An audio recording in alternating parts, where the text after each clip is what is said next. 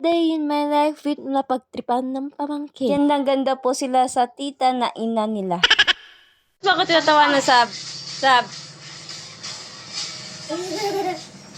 Ang galing ng artist na yan eh. Yung nag-makeup sa akin yung ang galing oh. Aman naman ang Binibini. Ito nga po si Binibini Rosa.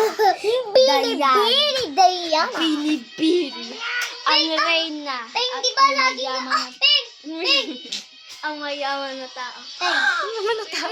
Pagkatapos ng sakuna, kami ay lumaog at nagpunta sa palengke. Bago pumunta sa palengke ay may pinuntahan muna kami. Habang kami ay naghihintay ay binidyo ko muna ang aking cute na pamangkin. At dito na nga kami, pinuntahan muna namin kung saan nagtatrabaho ang aming ina at ang aking kapatid. Ito sila nagtatrabaho sa Yummy Sangyup Kalambahalan. Bukod sa magandang ambience ay napakasarap ng kanilang pagkain. Meron po silang mirror selfie. At hindi na po kami nagtagal. Wow, nakatinidor yan.